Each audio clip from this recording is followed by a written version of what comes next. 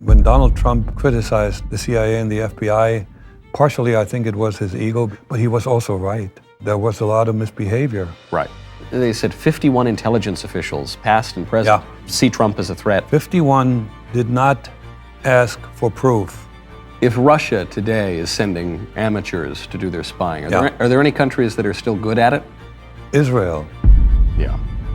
The Mossad is superb, and they also have a lot of Arabs among their ranks, which helps them a lot. Well, that's one of the reasons that they could blow up a bunch of Hamas people with drones, because they knew exactly where they're going to be. I am curious about what this means for espionage now, because I remember maybe it was 15, 20 years ago, some Russian spy ring got busted up in, I think it was in Jersey. It was somewhere. 2010. It was 2010, okay. No, there were 5 couples that were busted. Yeah. And those were the amateurs.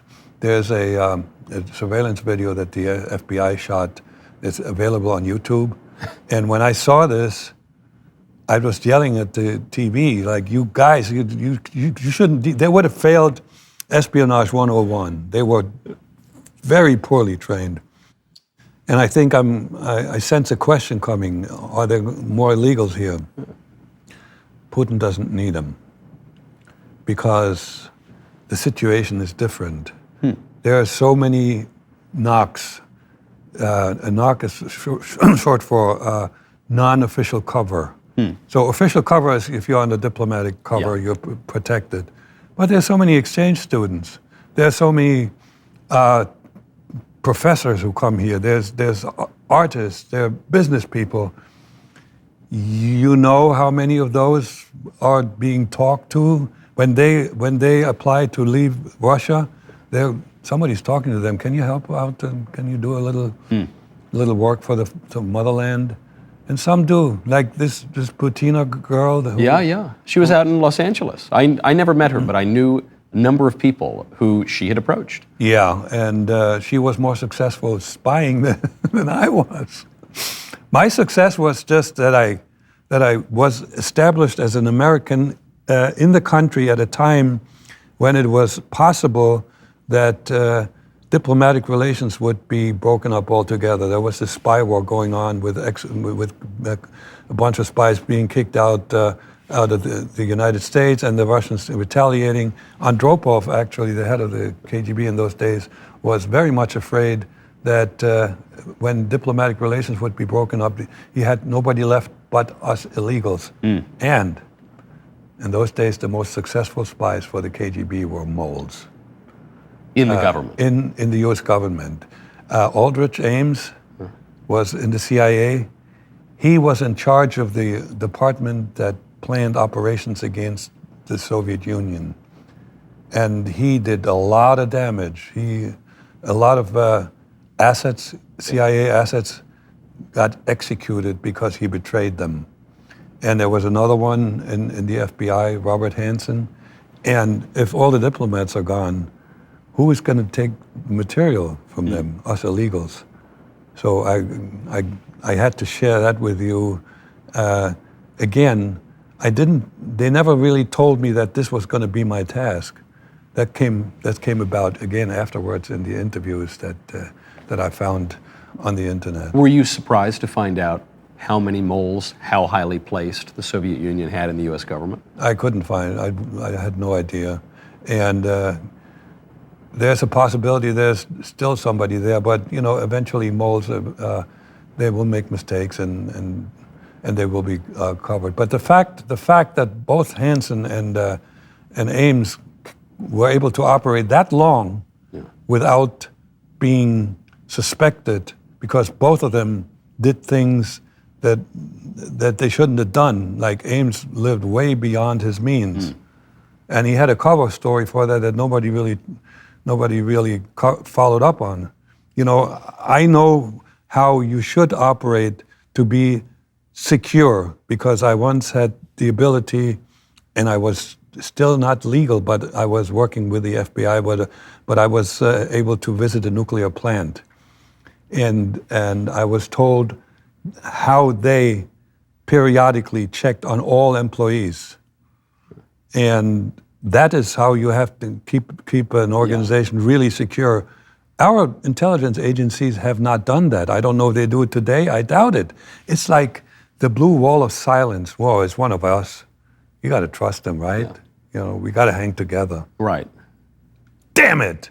Right. I'm sorry. Yeah. Well, of course. I mean, It doesn't work. The proof is there. going back, even further back, I think of someone like Alger Hiss, senior at the State Department. Yeah. He was involved in creating the United Nations. This guy, Richard Nixon, called it. I think even the way that McCarthy is taught in schools today is that he claimed there were all these commies in the government, but it was all fever dreams, and he was a drunk paranoiac, and it was nuts. But then, Richard Nixon catches Alger Hiss with the help of Whittaker Chambers, another communist, and all these other people that you're naming, they're really obviously were communists in the government who were loyal to Moscow. Right. So then, this is something that I go back and forth on when I think of spying in America. On the one hand, I have this view, the James Bond view, the view that the CIA secretly controls everything in the world and they can do no wrong and they're omnipotent.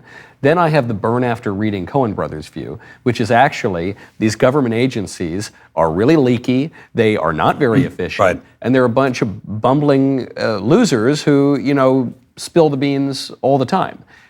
Those are obviously caricatures. Yeah. Where's the reality? Well, you mentioned leaky. Juxtaposition. The KGB, if they were good at one thing, is keep secrets. They kept even stuff secret from me that actually I should have known to make well-informed decisions. We are a nation of leakers. Nobody keeps secrets, and there's too much ego involved here. And again. I don't even know how to fix that. When Donald Trump criticized the CIA and the FBI, partially I think it was his ego because he always knew better than anybody else, but he was also right. Things are coming out now that there was a lot of misbehavior. Right. And leaking is still. I mean, you don't keep a secret. They just did it again. With Trump, they tried to pretend that he was your colleague at the KGB. They tried to pretend he was working with the Russians. Yeah. And because of a Steele dossier that was cooked up, ironically, with it seems the help of Russian intelligence, but also with the Democrats and the FBI. And then they said 51 intelligence officials, past and present, see Trump as a threat to whatever. They just did it again. Dozens of intelligence officials don't like Trump's pick for the DNI. And, it seems like I've heard this song before, Allow me to enhance what you just said. 51 did not ask for proof. I have a friend, and I won't name the name, and he was high-level CIA, who did not sign that letter because he said, I can't sign this. I don't have any proof. That's how true intelligence professionals should have acted. So we have 51 individuals at the highest level that didn't ask that question. Or if they got an answer that was like, yeah, right. So they didn't, I don't know, this is when appointed government officials act political. Right. I was going to say what incompetence, but it obviously wasn't incompetence. It was cynicism and opportunism and wielding government agencies to try to boot out a politician you don't like. Yeah. Would seem to me. Yeah, and potentially also out of fear for being ostracized and losing the wonderful job that you had that feeds your family.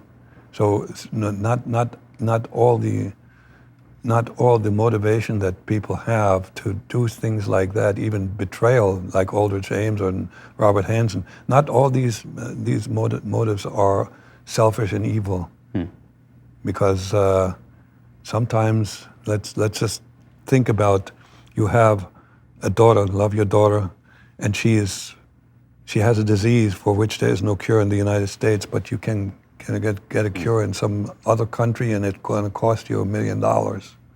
What are you going to do? What are you going to do? You need to go to balanceofnature.com, use promo code Knowles. You've heard me talk about Balance of Nature many times. That is because Balance of Nature fruits and veggies is the most convenient way to get whole fruits and vegetables daily, especially if you're focused on creating a healthier, happier lifestyle.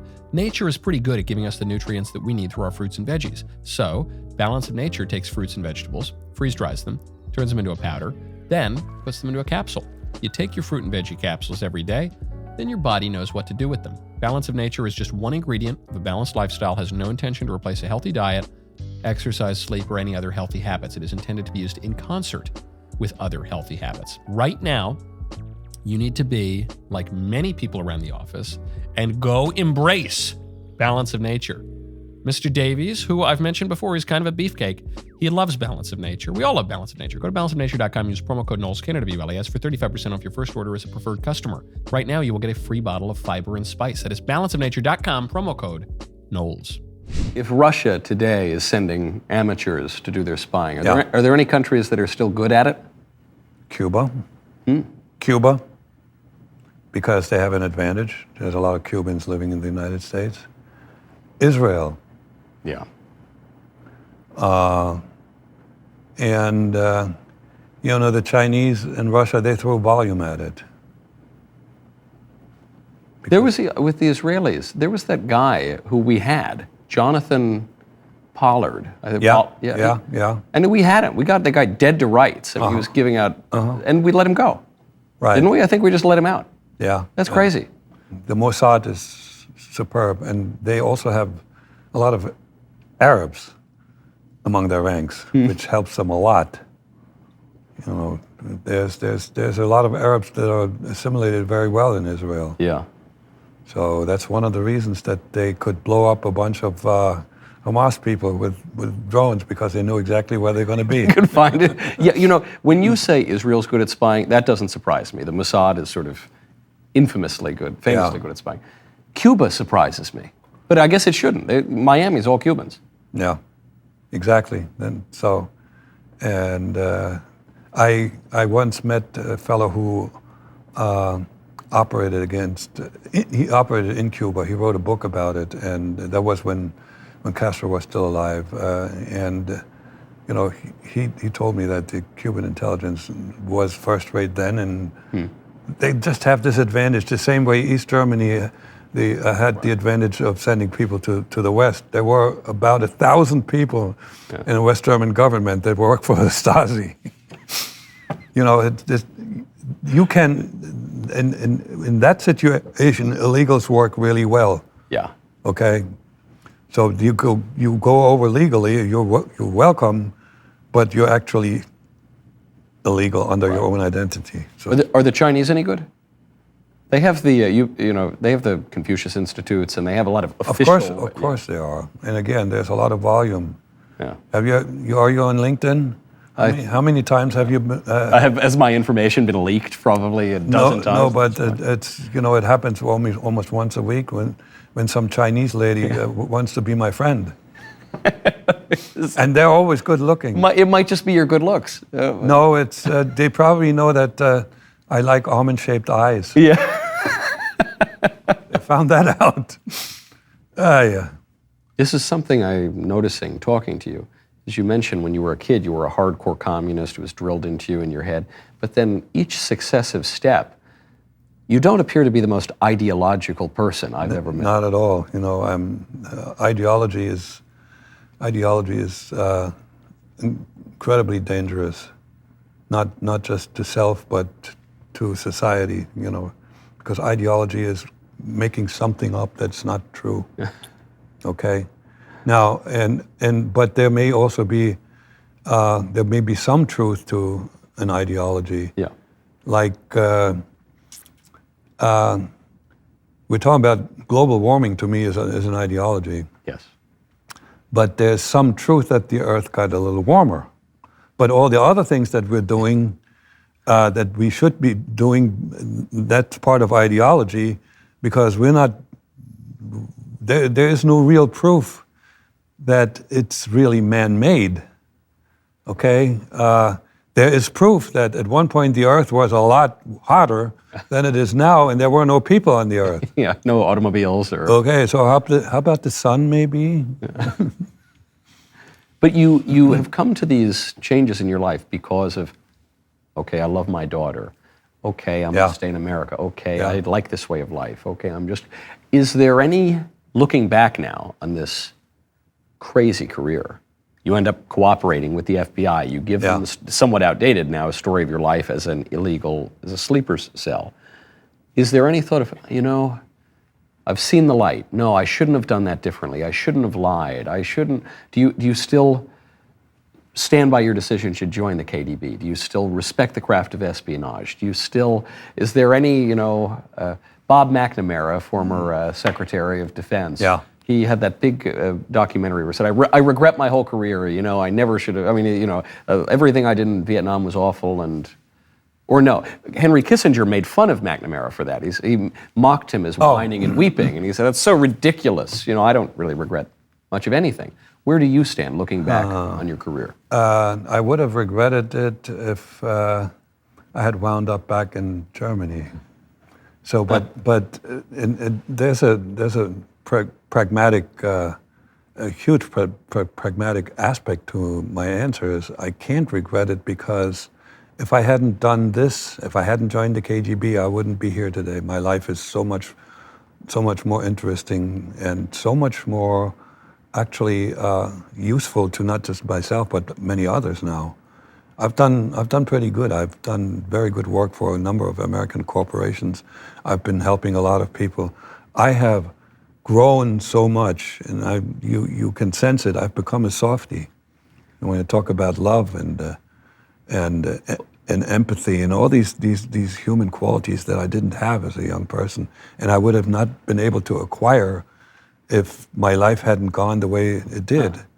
And if the lead agent in my case didn't convince his superiors that I should not be in jail, that's another situation that when I said, I'm so grateful to you because it's just my life was, I think, meant to be that way. And you probably know that I became a Christian, and I think that was sort of God's plan, because there's so many situations, even becoming a public figure, there are so many things that happened behind my back, and also in history, that had to come together for 60 minutes getting to know about me.